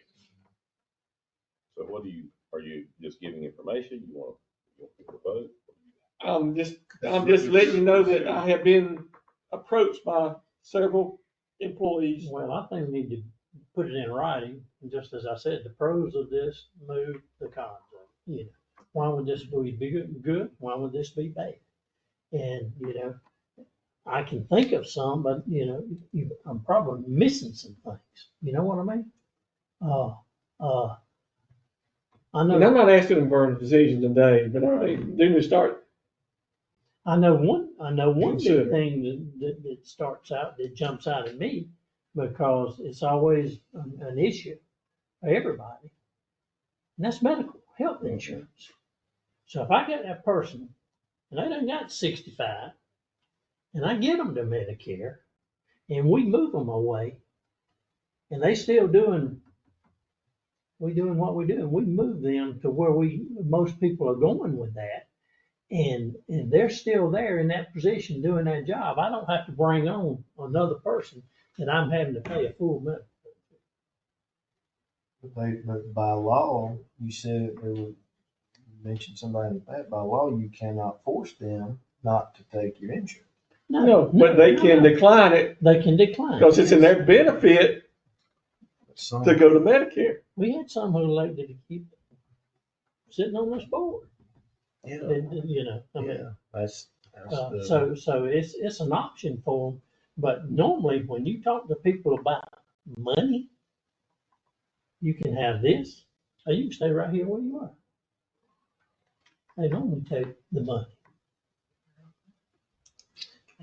But see, that's a savings, and a substantial savings. We'll leave that on the agenda. Let's move along. It's item number 20. Funding request from the Middle Flint Regional E911 Authority for their fiscal year 25-26. They're requesting $123 from Dooley County. They're requesting $123,648. Our current funding is $108.79, $791. So increase of $14,000. Is anybody decreasing their request? That's, Well, the public defenders did one time a few years ago. Now, Oh, and that's the letter from the 911 authority. didn't we just up theirs for upgrading equipment? Didn't we just, they have to, for project, what's that called? Project 2020, Project 2030, where they have to upgrade all that equipment over there?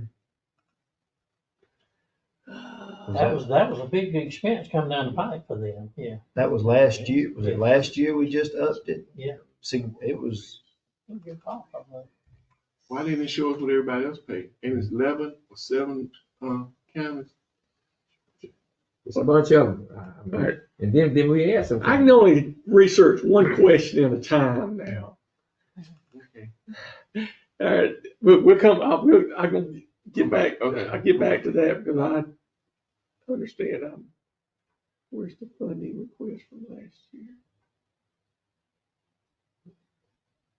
because Kenny came end of the year and talked about everybody had to pony up more because we had to upgrade. They were trying to get ready. Get ready Get for it. Yeah, get ready for what you're saying is this sounds like a double dip within 1 year. I'm sure this is probably just cost of living. This is probably just Taylor County. Did he talk I about all that? I can't find that. All right, back to your question, Chairman. And I don't understand that, but they said due to the required non-disclosure agreement mandated by the Georgia Emergency Communications Authority, we are not able to make copies available of the consolidated budget as we have in the past. And that paragraph has been there for the last couple of years. Used to, we got a detailed printout of what they're, I can't understand why. They don't want But it. it's 11 or 7 using that same 911 service. You don't know either. I know it's on my head, I don't. We don't know We what don't they pay unless we know. what everybody else paying.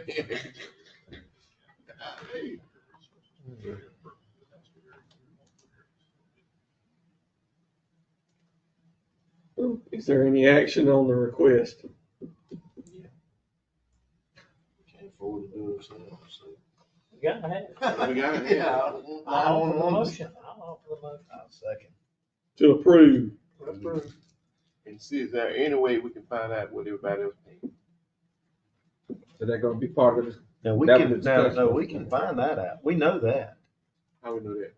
We know that number. We just, but we don't know how they spend it. We don't know the break. Yeah, we know the percentage. We've seen that. We've seen it in the past, but they don't send it with us You anymore. know, last year of what, Well, in What we theory, were all- if we could send open records requests to each of the counties and ask them how much they're paying on this, Oh, yeah. but we're not going to be able to get the line items of where it goes out. I think Don can bring us. We done with that. No, we hadn't voted on it yet. Mhm. Okay, we, Yeah. we did motion and second. Mm-hmm. Okay, all in favor by the show of hands. Okay, that motion carried. 21, we'll come back to an executive session. Number 22, just information, the Public Works Department is going to be conducting a scrap tire recycling event Monday through Thursday, May the 5th through May the 8th, and Monday to Thursday, May the 12th through May the 15th. However, there's a limit to how many tires we can take, so if they've reached the limit, if you got some, I suggest you come early, because it may get shut down that first week. So there's no guarantee.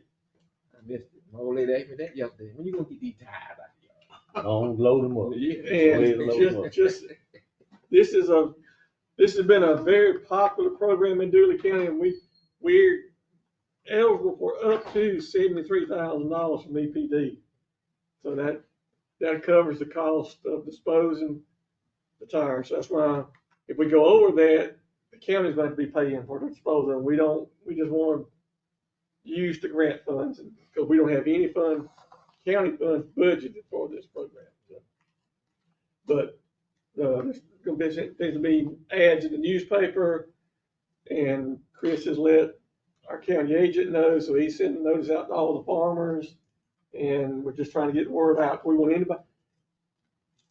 However, if you're considered a tire generator by the Georgia Department, you're ineligible. If you sell tires, you're not eligible to bring tires, because in theory, when you sell that tire, you have been paid a fee for disposing of that tire, which means John Doe could bring that tire back to you, and you have to dispose of it. Now, whether you do that or not, I don't. That's okay. Moving along. Got an instance of this is the first time this has come up to my knowledge. Got a parcel.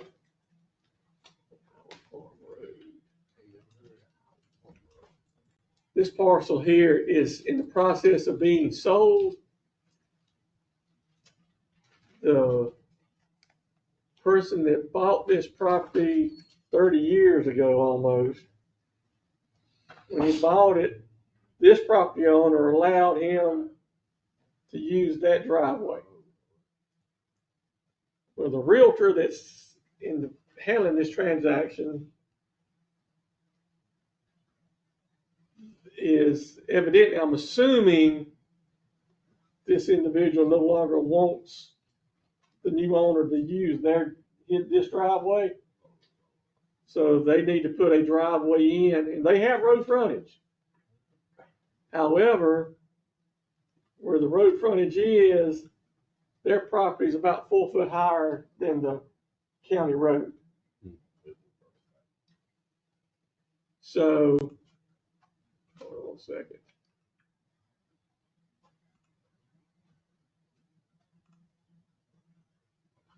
So this is going down the road, going up the hill, and right at the very top of the hill is where that driveway right now veers off to the left. And that's the mobile home.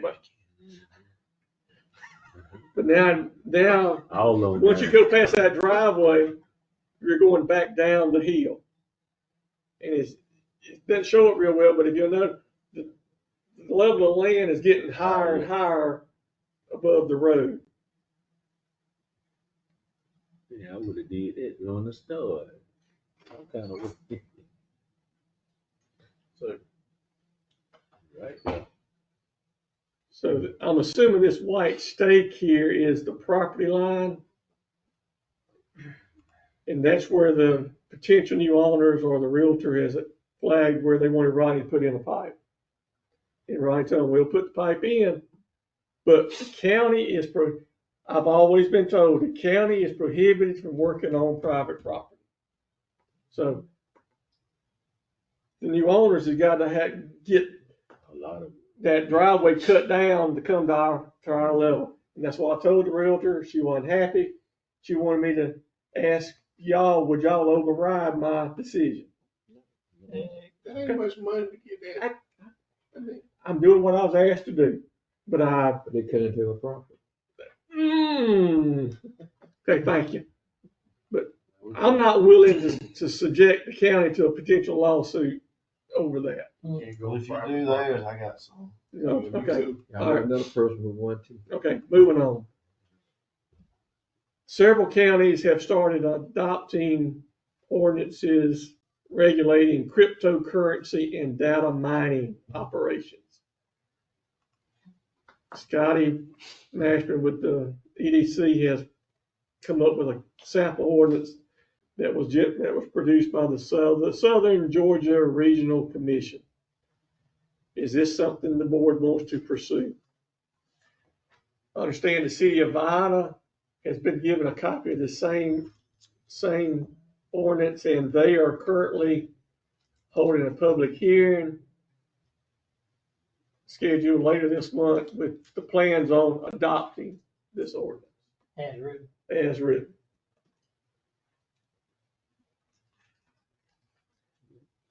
But they're getting their zoning board to hold the public hearing on it. We need to follow suit. I'm assuming we would need to run that through our planning committee, let the planning commission hold a public hearing on What it. is the cryptocurrency? Bitcoin. I know, I heard, I mean, that's the same thing? That's the same thing. What my son lost a bunch of money. These are for, these are for the It's place made to a bunch of come money. in and He made it, and lost it right back. Oh. Nobody not building one in the county right now. Rumor has it there's maybe one coming soon. In the county. Go ahead and do it. Well, in Dooley County, but within a Within it. municipality. Yeah. No, the site, part of the site is in a municipality, and a majority of the site is in the unincorporated area. Yeah. You're gonna employ 500 folks. Gonna be very little jobs created. Computers. Well, you need a motion, or we just need to, you just wanna research it? What you- Well, do you want, I would suggest let's schedule, get the planning commission to Then have a hearing. advertise a public hearing on this at their next meeting to get the ball started. Okay, we'll do that. This stuff, there's more of this going on all around us than you realize. It isn't, well, it been advertised on TV, yeah. Item number 25, Fire Coordinator Don Williford requests that the following vehicle be declared surplus property and sold on Gov Deals. It's a 2006 Stewart and Stevenson, blah, blah, blah. It's a military cargo truck that looks like that right there. I thought you had bought that, Tony. Yeah, I know. that's moving. Good thing y'all ain't buying vehicles.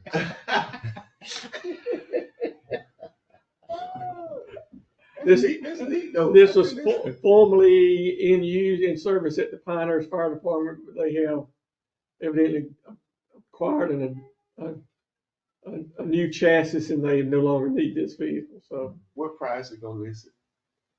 Don't you give a You know what he- minimum? We just need to know what the minimum we'll take for it is. Oh, yeah, that's what I'm saying. What's the minimum? He hasn't given me that yet. I need that information. But the first step is to get it declared surplus if y'all so choose to do so. That requires action by the I'll board. make a motion, Mr. Chairman. Second Yep. motion.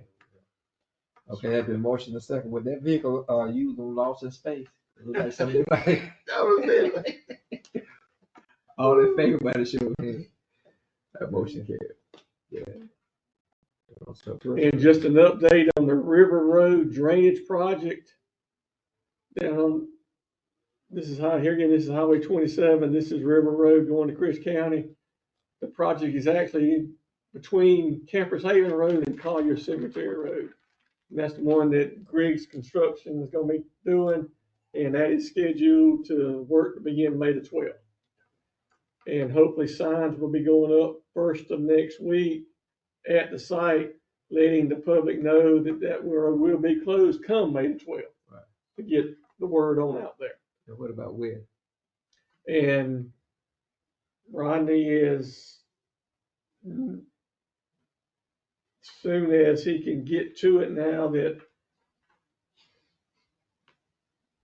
he's struggling with being short-staffed, but that's on his list to get done in this summer.